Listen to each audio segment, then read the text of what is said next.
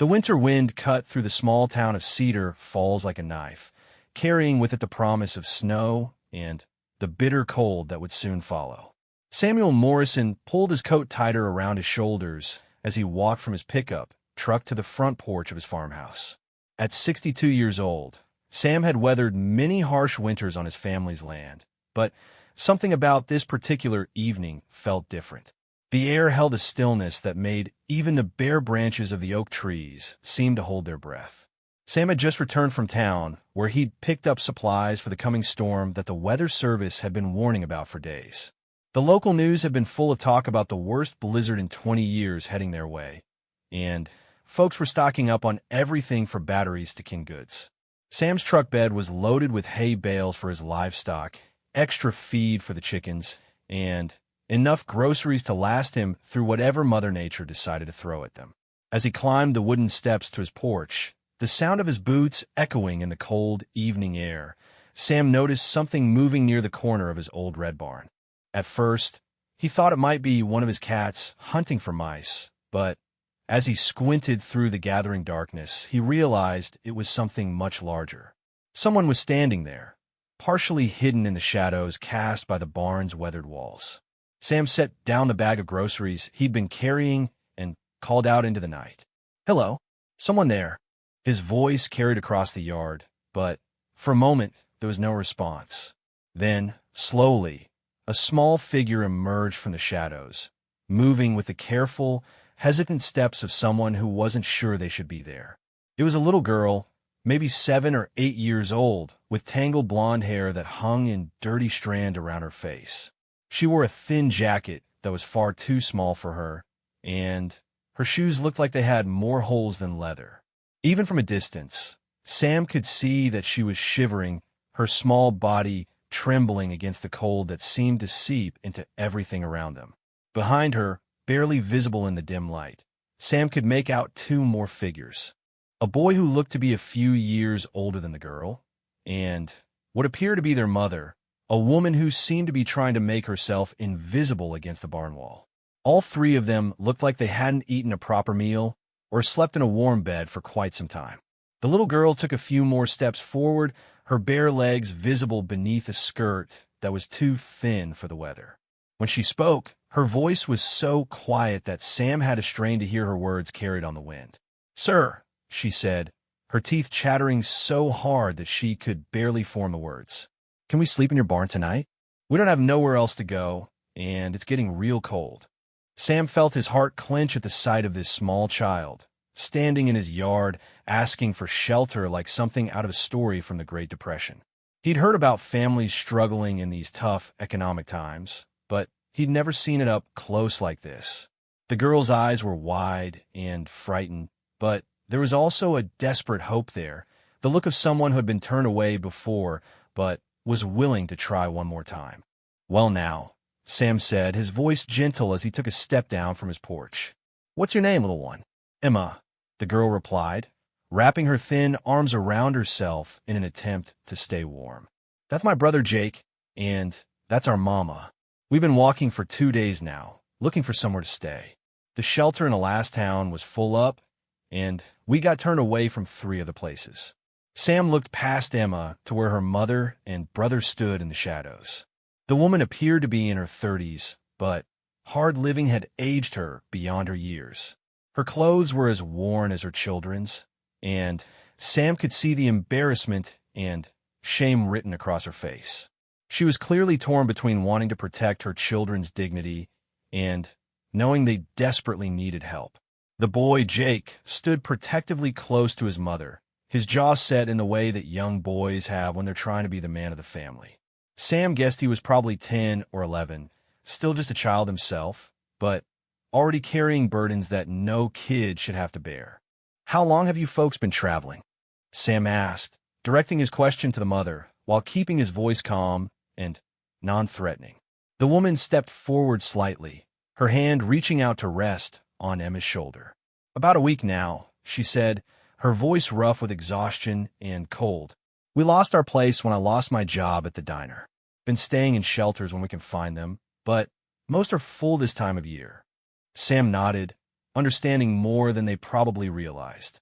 He'd grown up during harder times himself, when his own family had sometimes struggled to make ends meet. His father had always taught him that you help folks when you can, because you never know when you might be the one needing help. "Well," Sam said, looking at the small family huddled together in his yard, "I reckon sleeping in the barn isn't much of a solution on a night like this.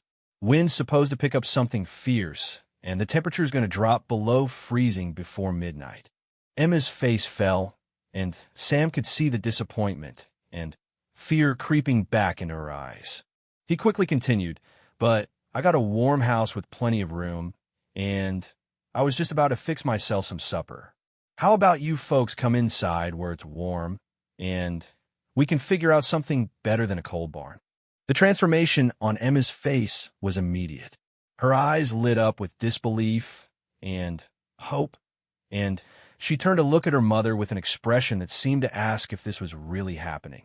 The woman's own face showed a mixture of relief and wariness, the natural caution of someone who had learned that kindness sometimes came with strings attached.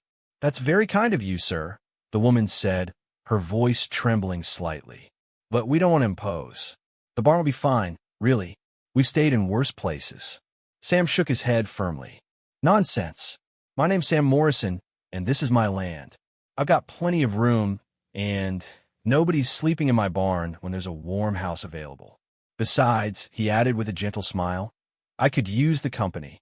Gets mighty quiet out here by myself." He could see the internal struggle playing out on the woman's face, pride warring with the practical need to keep her children safe and warm. Finally, the motherly instinct won out, and she nodded slowly. "Thank you," she said simply, and Sam could hear the weight of genuine gratitude in those two words. "I'm Linda Patterson, and these are my kids, Emma and Jake." "Well then, Linda, Emma, and Jake," Sam said, walking back up to his porch to retrieve his groceries. "Let's get you folks inside before this wind gets any worse. Emma, you look like you could use a hot cup of cocoa and maybe some of my famous grilled cheese sandwiches." Emma's eyes grew even wider at the mention of food, and Sam realized with a pang that the child was probably hungrier than she was cold. When was the last time she'd had a real meal? When was the last time any of them had eaten something that wasn't from a soup kitchen or a gas station? As they all walked toward the house, Sam couldn't help but notice how thin all three of them were. Linda tried to hide it, but he could see the way her clothes hung loose on her frame, and both kids looked like they hadn't been eating regularly for quite some time. It made his chest tight with anger and sadness to think of what this family had been going through. The inside of Sam's house was exactly what someone might expect from a bachelor farmer in his 60s. It was clean, but lived in, with comfortable furniture that had seen better days and family photos covering the mantel above the fireplace.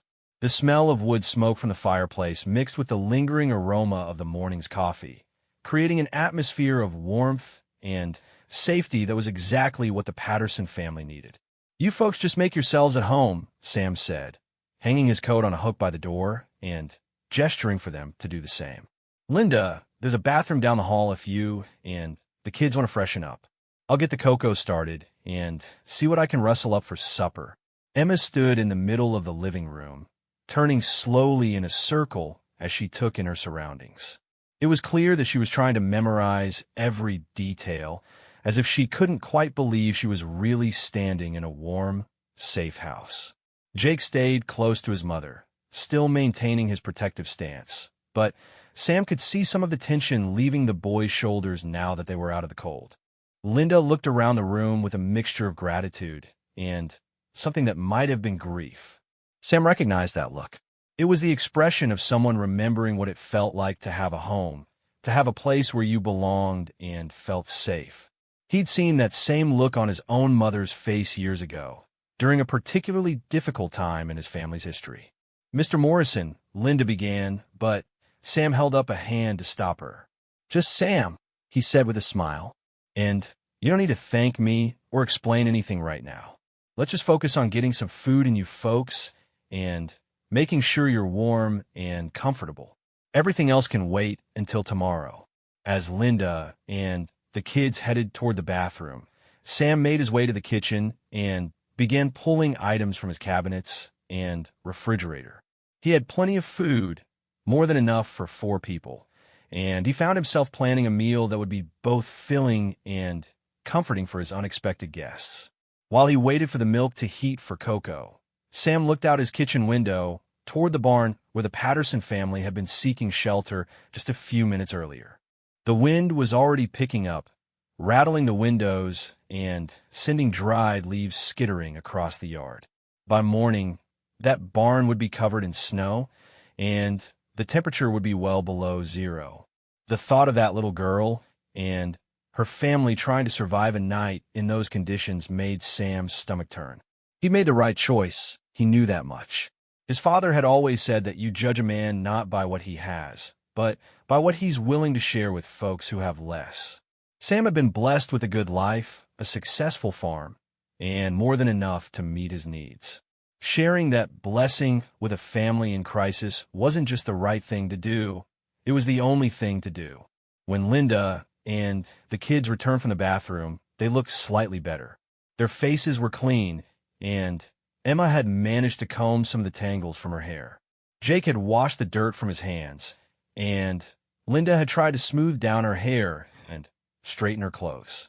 They all still looked tired and worn, but there was a spark of something in their eyes that hadn't been there before. Hope, maybe, or just the simple relief of being somewhere safe and warm. "Coco's ready," Sam announced, ladling the hot chocolate into 4 mismatched mugs.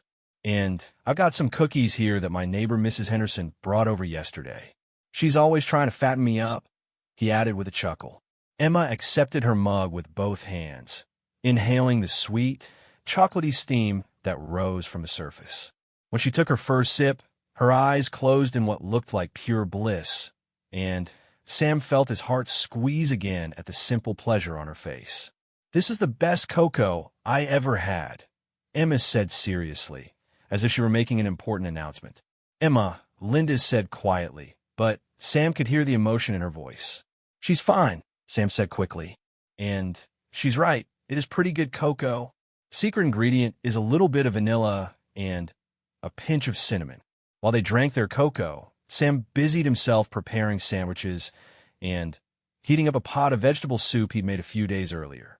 The simple act of cooking for other people felt good, reminding him of the days when his wife Margaret had been alive and their house had been full of life and laughter. Margaret would have loved this, he thought. She always said that a house wasn't truly a home unless there were people in it who needed taking care of. As the evening progressed, the Patterson family began to relax in the warmth and safety of Sam's home. Emma curled up in one of his armchairs with a book she'd found on his coffee table, sounding out words she didn't know and asking Jake for help with the harder ones. Jake sat on the floor near the fireplace, the warmth seeming to revive some of the boyish energy that had been suppressed by their circumstances. Linda sat on the couch, her hands wrapped around her mug of cocoa, watching her children with an expression of cautious contentment. "Mr. Morrison," Linda said during a quiet moment when the kids were distracted by the book, "I need you to know that we're not looking for charity. I'm hoping to find work here in town, and as soon as I can get back on my feet, I'll pay you back for your kindness." Sam looked at her seriously, seeing the pride and determination in her face. This was a woman who had been knocked down by life, but wasn't giving up, someone who was fighting to provide for her children despite overwhelming odds. "I'm sure you will," Sam said simply. "But for tonight, don't worry about any of that. Tonight, you're my guests, and I'm honored to have you here." Outside, the wind continued to build, and Sam could hear the first pellets of sleet beginning to hit the windows. The storm that had been predicted was starting to arrive, and he felt a deep sense of satisfaction knowing that Emma and her family were safe inside his warm house instead of huddled in his cold barn. As they finished their simple dinner of soup and sandwiches, Sam found himself thinking about the strange way life sometimes worked. This morning, he'd been just another lonely farmer preparing for a winter storm. Now his house felt alive again, filled with the voices and presence of people who needed what he had to offer. Sometimes, he reflected, helping others was really just another way of helping yourself. The evening stretched on, comfortable and peaceful despite the growing storm outside. Emma fell asleep in her chair, the book still open in her lap, while Jake dozed on the floor near the fireplace. Linda tried to stay awake, clearly feeling like she should be sociable with their host, but Sam could see exhaustion weighing heavy on her shoulders. "Why don't I show you folks where you can sleep?" Sam suggested quietly, not wanting to wake the children. "I've got a guest room with a double bed, and there's a cot I can set up for Jake."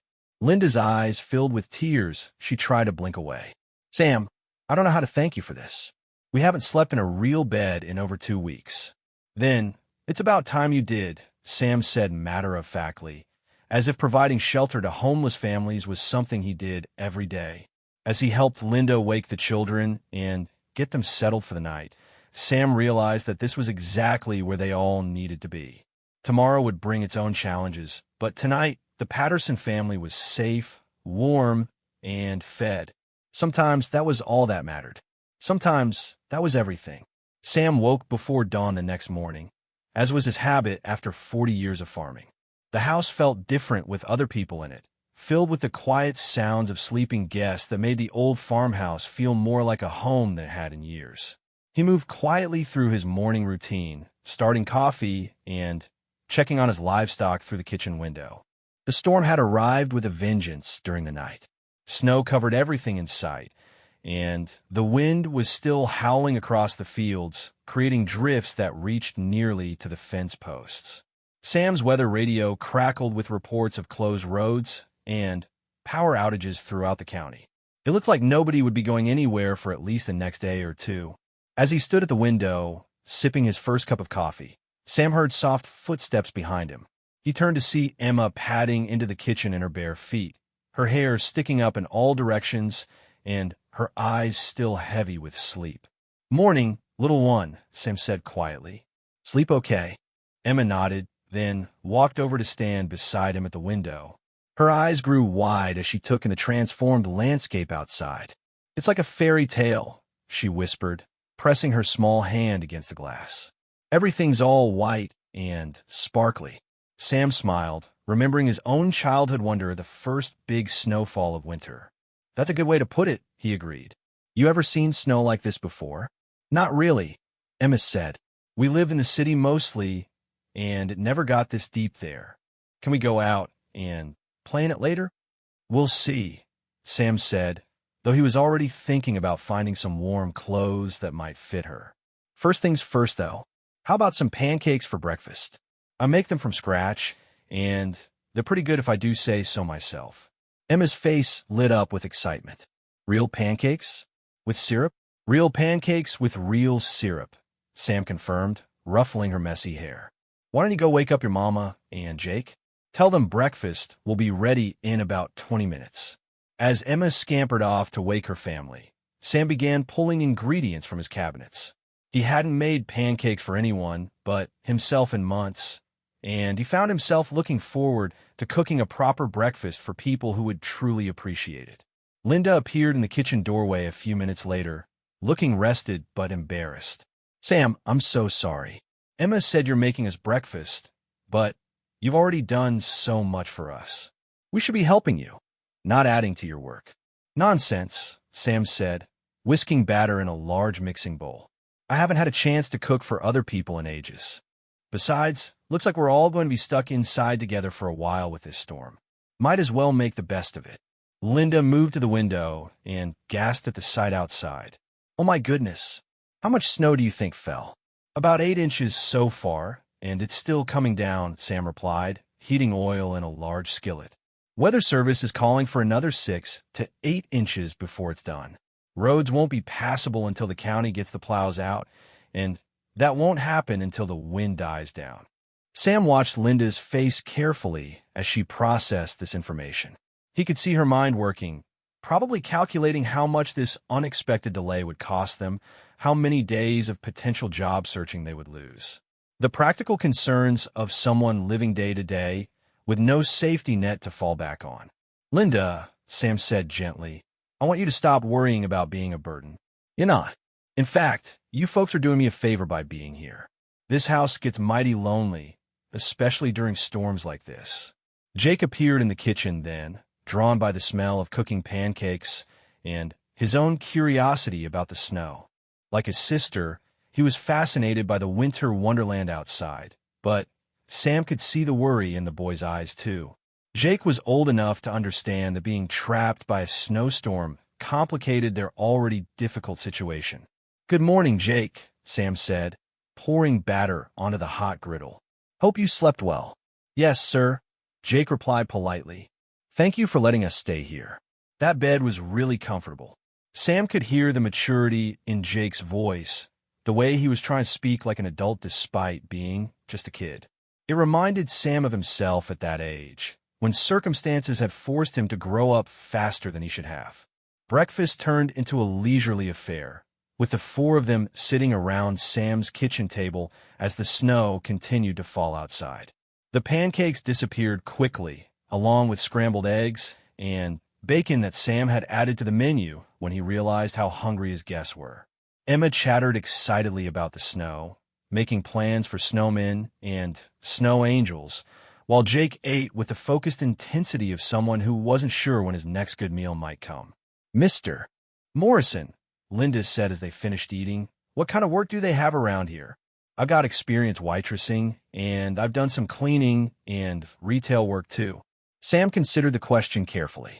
Cedar Falls wasn't a big town, and jobs weren't exactly plentiful, especially for someone without transportation or a permanent address. But he knew the community well, and he had some ideas that might help. "Well," he said slowly, "there's the diner downtown that's always looking for good waitresses. Martha Collins, who runs it, is a fair woman, and she won't judge you for your circumstances. There's also the grocery store, and sometimes the school district needs substitute teachers or aides if you've got the right background. I finished high school," Linda said hopefully, "and I took some college courses before the kids were born. I'm good with children too." Sam nodded, filing away this information. "That might open some doors. The schools around here are always short-staffed. But first things first, we need to get through this storm, and then we need to figure out getting you folks some warmer clothes and maybe a more permanent place to stay." "I don't want charity," Linda said quickly, her pride flaring up again. "I can work for whatever help you give us. I can clean house, cook meals, help with farm work if you need it." "I hear you," Sam said, respecting her determination. "And I'm sure we can work something out that makes sense for everybody. But let's take this one day at a time, okay? Today, let's just focus on staying warm and letting the storm pass." As if to emphasize his point, a particularly strong gust of wind rattled the windows, and the lights flickered briefly. Sam made a mental note to check his backup generator later, just in case they lost power completely. After breakfast, Sam found some old board games in a closet and set up activities to keep everyone occupied while the storm raged outside. Emma was delighted with a puzzle featuring farm animals, while Jake showed an interest in a chess set that had belonged to Sam's father. Linda helped with the dishes and then sat nearby, watching her children play with an expression of contentment that Sam found deeply moving. "They look different already," Sam observed quietly to Linda as they watched Emma giggle over the puzzle pieces. "More relaxed. They haven't felt safe in weeks," Linda admitted, her voice barely above a whisper. "Emma's been having nightmares, and Jake's been trying so hard to take care of us all. It's not fair for a kid to carry that kind of responsibility." Sam understood exactly what she meant. He'd seen too many children forced to grow up too fast by circumstances beyond their control. "Kids are resilient," he said. "They bounce back quicker than you'd think, especially when they feel secure again." Around midday, Sam ventured outside to check on his animals and clear snow from essential walkways. The wind had died down somewhat, but the snow was still falling steadily, and the drifts were getting deeper. He could see that it would be at least another day, maybe two, before the roads were cleared enough for travel. When he came back inside, stamping snow off his boots and hanging his coat by the door, he found the Patterson family in his living room. Emma was curled up on the couch reading another book, while Jake sat cross-legged on the floor working on the puzzle she had abandoned. Linda was folding some laundry she had washed in Sam's machine, clothes that looked much cleaner and brighter than they had the night before. "Find everything you needed?" Sam asked, pulling off his winter boots. "Yes, thank you," Linda replied. "I hope you don't mind that I did a load of laundry. Our clothes were pretty dirty, and I wanted the kids to have clean things to wear." "Of course I don't mind," Sam said. "That's what the machine is there for." He could see that Linda was struggling with the balance between gratitude and independence, wanting to contribute something while they were staying in his home, but not wanting to overstep boundaries.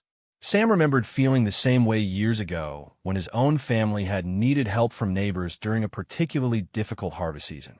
That afternoon, as the storm continued outside, Sam found himself sharing stories about his farm and his life in Cedar Falls.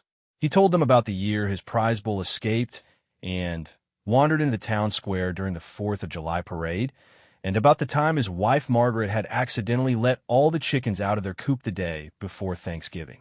Emma was particularly fascinated by the stories about the animals, asking dozens of questions about what it was like to take care of cows and horses and chickens.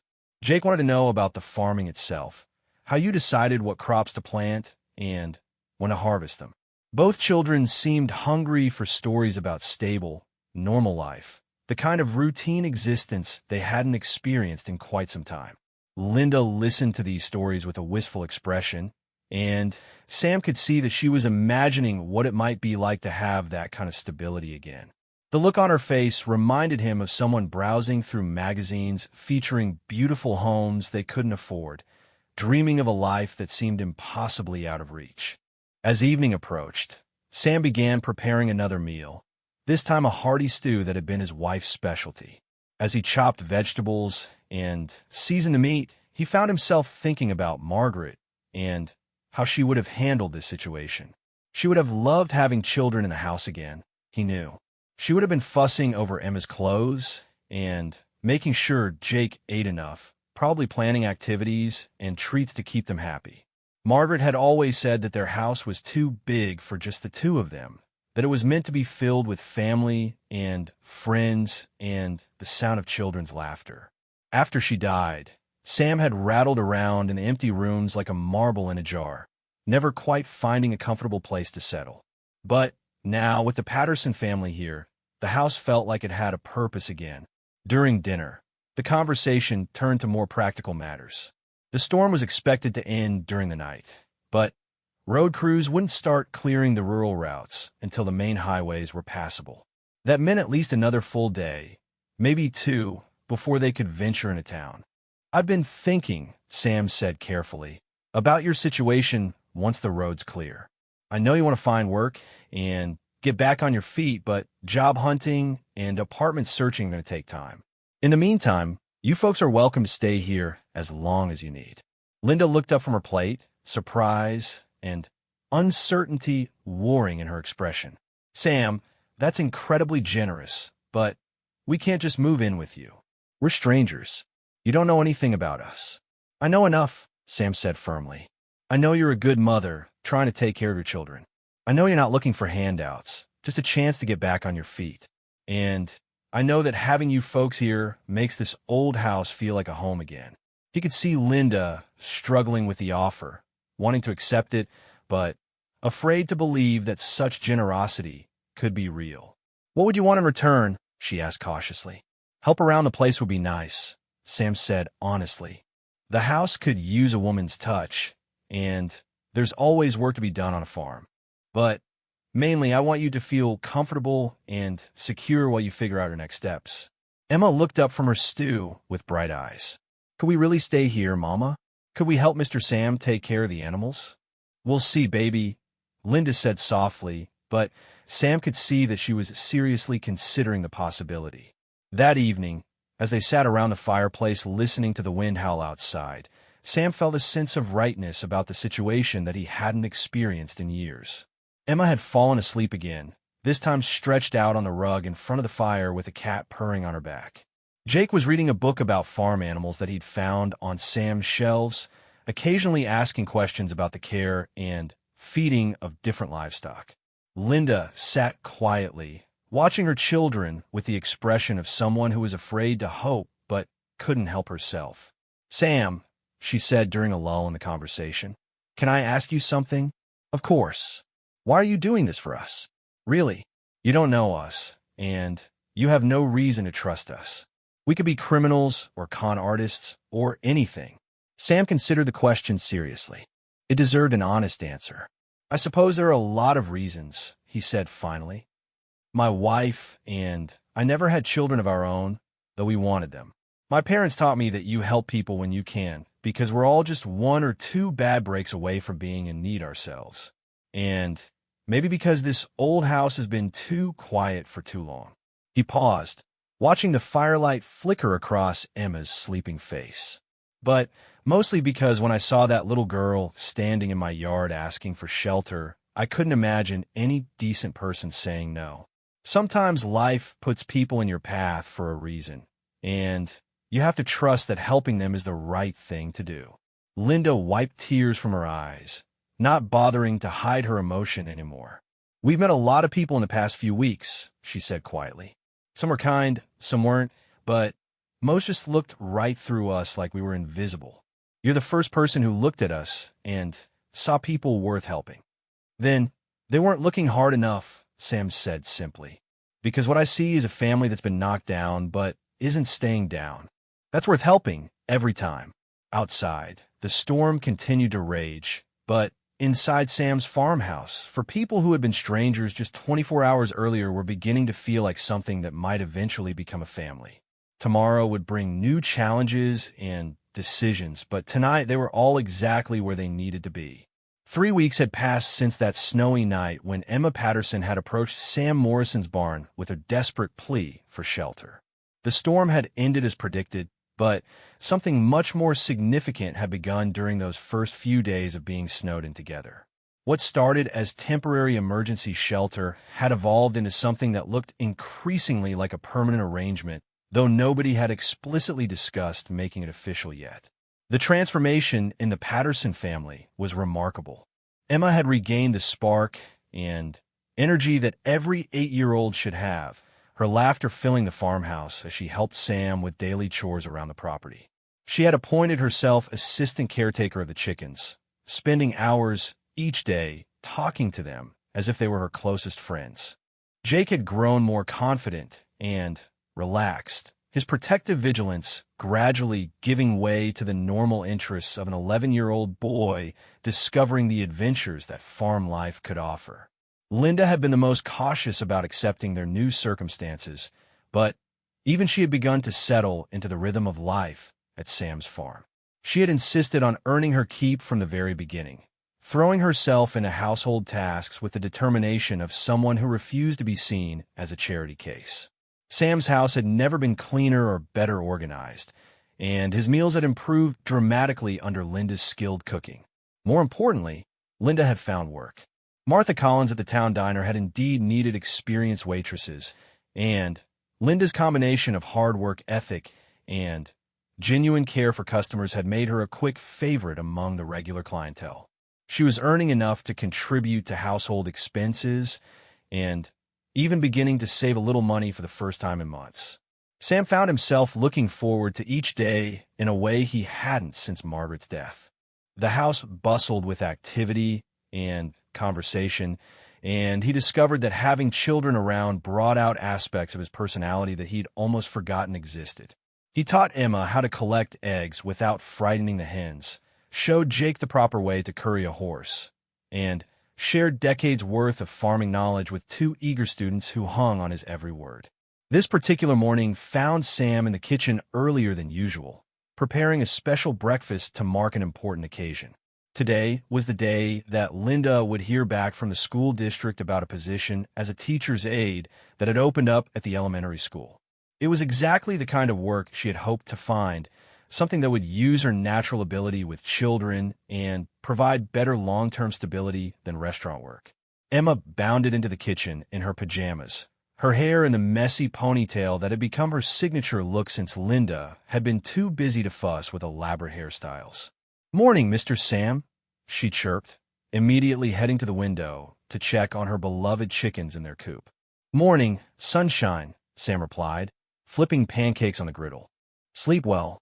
"I dreamed about Buttercup again," Emma announced, referring to her favorite hen. "In my dream, she laid golden eggs like the goose in the fairy tale." Sam chuckled, enjoying Emma's vivid imagination and the way she had begun to think of the farm animals as characters in her own personal story. "Well, regular eggs will have to do for breakfast, but maybe Buttercup will surprise us someday." Jake appeared next, already dressed for school and carrying the backpack that Sam had bought for him when they enrolled him at Cedar Falls Elementary. The boy had been nervous about starting a new school, but his natural intelligence and eagerness to learn had quickly won over his teachers.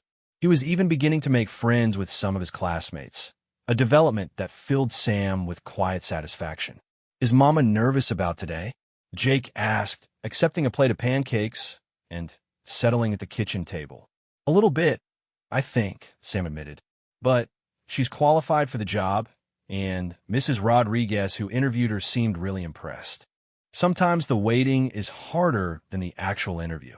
Linda joined them a few minutes later, dressed in the professional outfit that Sam had insisted on buying for her job interviews. She looked nervous but determined, the way someone looks when they're hoping for good news but trying to prepare themselves for disappointment. "Any word yet?" Sam asked gently. "Mrs. Rodriguez said she'd call by 9 o'clock this morning," Linda replied, checking the clock on the wall. "Still got about an hour to wait." Emma looked up from her pancakes with syrup-covered lips. "Mama, if you get the job at my school, will you be there every day when I'm there?" "That's the idea, baby," Linda said, smoothing Emma's unruly hair. "I'd be helping in the kindergarten and first-grade classrooms, but I'd see you at lunch and recess."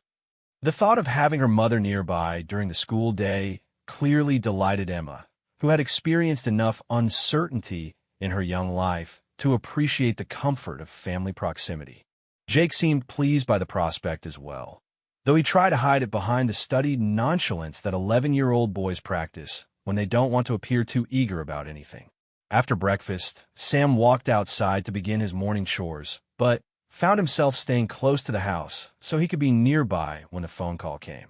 He had become as invested in Linda's job prospects as she was, partly because he wanted to see her succeed, but also because he understood that meaningful work was crucial to her sense of self-worth and independence. He was cleaning out water troughs when he heard the phone ringing through the open kitchen window. Linda's voice was too muffled for him to make out words, but he could tell from her tone that the conversation was going well. A few minutes later, she appeared in the doorway of the barn with tears streaming down her face and a smile that could have powered the entire county. "I got it," she called out, her voice shaking with emotion. "Mrs. Rodriguez offered me the position, starting Monday." Sam felt his own eyes getting damp as he watched Linda's joy. He set down his work tools and walked over to give her a congratulatory hug, thinking about how far she had traveled from the desperate woman who had stood in his yard 3 weeks ago. "That's wonderful news," he said sincerely. "Tell me everything. What will you be doing? What are the hours like?" Linda wiped her eyes and launched into an excited explanation of her new responsibilities. She would be working with children who needed extra help with reading and math, providing one-on-one support during classroom time, and helping with homework during after-school programs. The hours were perfect, allowing her to be home when Emma and Jake finished school, and the pay was significantly better than what she had been earning at the diner. Mrs. Rodriguez said they were particularly impressed with my interview, Linda continued, and she mentioned that several of the teachers specifically requested to work with me after hearing about my background with the kids. Sam felt a surge of pride in Linda's accomplishment. He had watched her work tirelessly to rebuild her life, never complaining about the long hours at the diner or the exhaustion that came from starting over with nothing. She deserved this opportunity, and he was grateful that the school district had been wise enough to recognize her value. Emma and Jake were equally thrilled when they heard the news, with Emma immediately launching into plans for how she would visit her mother's classroom and show off her reading skills to the kindergartners. Jake's excitement was more subdued but equally genuine, and Sam could see the relief in the boys' eyes at this sign of increasing stability in their lives. That evening, Sam suggested they celebrate with dinner at the town's best restaurant, a family-owned Italian place that had been a Cedar Falls institution for 30 years. It would be the first time the four of them had eaten out together, and Sam found himself looking forward to the occasion with an anticipation that surprised him.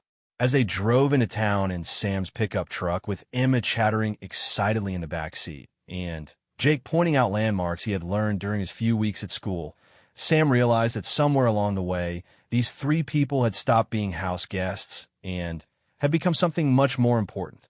They had become family in all the ways that truly mattered. The restaurant was busy with the dinner crowd, but they managed to get a table by the window where they could watch the early evening foot traffic on Cedar Falls Main Street. Emma was fascinated by the menu, carefully sounding out words she didn't recognize and asking questions about ingredients. Jake studied his options with the seriousness of someone who didn't take restaurant meals for granted. Linda seemed more relaxed than Sam had seen her since that first night. The tension that had been her constant companion finally beginning to ease as she contemplated a future that held real promise for stability and success. She laughed at Emma's observations about the other restaurant patrons and listened patiently to Jake's detailed analysis of the pros and cons of different pasta options. "Sam," Linda said during a quiet moment when both children were distracted by the arrival of their appetizers, "I need to talk to you about our living situation." Sam felt his stomach tighten slightly, wondering if Linda was about to announce that she felt stable enough now to move out on her own. The thought of the house returning to its previous silence was surprisingly painful. "Now that I've got this job," Linda continued, "I'll have steady income, and I can start looking for a place for me and the kids. I know we've been with you much longer than you probably expected when you first offered to help us." Sam considered his response carefully. Over the past 3 weeks, he had given considerable thought to exactly this conversation, weighing his own desires against what would be best for Linda and her children. The answer he had reached was clear in his mind, but he wanted to present it in a way that preserved Linda's independence and dignity. "Actually," Sam said slowly, "I was hoping we could discuss a different arrangement. I've been thinking about offering you a permanent place here, if that's something you'd be interested in considering." Linda's eyes widened with surprise. "What do you mean exactly?" "I mean that this house is too big for one person, and this farm could use the kind of help that a family provides," Sam explained. "Emma's got a natural way with the animals. Jake's showing real interest in learning about farming, and you've already transformed the house into a real home again. What if, instead of looking for a separate place, you considered making this arrangement permanent?" He could see Linda processing this unexpected proposition, her natural caution warring with what he hoped was genuine affection for the life they had all built together over the past few weeks. "I wouldn't want it to be charity," Linda said carefully. "If we stayed here permanently, it would have to be a fair arrangement where everyone benefits." "Absolutely," Sam agreed. "I was thinking we could work out a partnership of sorts. You contribute to household expenses based on your income, help maintain the house and property, and in return, you'd have security and stability for you and the kids. Eventually, if things work out well for everyone, we might even consider making you a partner in the farm operations." Emma, who had been listening to this conversation with growing excitement despite her parents' attempt to keep their voices low, could no longer contain herself. "Does that mean we could stay here forever? Could Buttercup really be my chicken?" Sam laughed at Emma's priorities, but her question cut right to the heart of what he was proposing. "It means this could be your home for as long as you want it to be," he told her gently. "And yes, Buttercup could definitely be your chicken." Jake looked up from his pasta with hope and wariness mixed in his expression. "Will we still go to the same school?" Same friends, same everything," Sam assured him. "The only thing that would change is that instead of being temporary house guests, you'd be permanent members of the family." The word family hung in the air between them, carrying weight and meaning that went far beyond simple living arrangements. Linda's eyes filled with tears again, but this time Sam could see that they were tears of overwhelming gratitude and perhaps a little fear at the magnitude of what was being offered. "Sam," Linda said quietly. Are you sure about this? Really sure? Because once the kids start thinking of this as their permanent home, it would be devastating to them if things didn't work out. I'm more sure of this than I've been about anything in years, Sam replied honestly. These past 3 weeks have been the happiest I've had since Margaret died. You've brought life back to this place, and I can't imagine going back to the way things were before. Linda reached across the table and took Sam's weathered hand in both of hers. Then yes, she said, her voice thick with emotion. Yes, we would love to stay. We would love to be your family. Emma let out a whoop of joy that drew amused glances from other diners, while Jake grinned so broadly that Sam thought his face might split in half. The celebration that followed was boisterous and joyful, filled with plans and dreams and the kind of excited chatter that comes when people suddenly realize their future has become much brighter than they had dared to hope. 6 months later, as Sam stood on his front porch watching Emma chase chickens around the yard while Jake helped Linda hang laundry on the line, he marveled at how completely his life had changed. The farmhouse that had once echoed with loneliness now rang with laughter and conversation. His days had structure and purpose beyond just maintaining the property, and his evenings were filled with homework help, bedtime stories, and the comfortable routine of a real family. Linda had thrived in her position at the school, quickly becoming one of the most valued members of the educational support staff. Her natural empathy and patience with struggling children had made her indispensable, and she had even begun taking night classes to work toward her teaching certificate. She talked about someday having her own classroom, and Sam encouraged these dreams while quietly planning how he might help make them reality. Emma had blossomed into a confident, happy child who treated the farm like her personal kingdom. She knew every animal by name, had appointed herself supervisor of the garden, and had recently announced her intention to become a veterinarian when she grew up. Her teachers at school frequently commented on how much she had improved both academically and socially since joining their class. Jake had developed into Sam's right-hand man around the farm, showing an aptitude for mechanical work and animal husbandry that suggested he might have a real future in agriculture if he chose that path. He had also become something of a protective big brother to some of the younger children at school, perhaps remembering what it felt like to be vulnerable and wanted to spare others that experience. As for Sam himself, he had discovered that the years he thought were behind him might actually be just the beginning of the most fulfilling period of his life. Having a family to provide for and protect had given him renewed energy and purpose. He found himself planning for the future in ways he hadn't done since Margaret's death, thinking about college funds and farm improvements and all the ordinary miracles that make up a life lived with people you love. That evening, as they all sat around the dinner table sharing stories about their day, Sam reflected on the strange chain of circumstances that had brought them all together.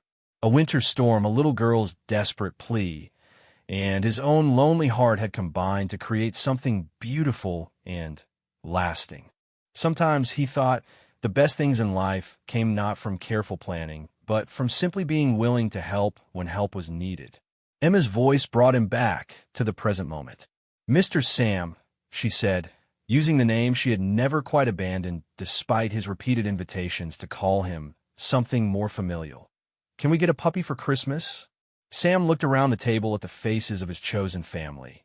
These 3 people who had wandered into his life as strangers and stayed to become the most important part of his world.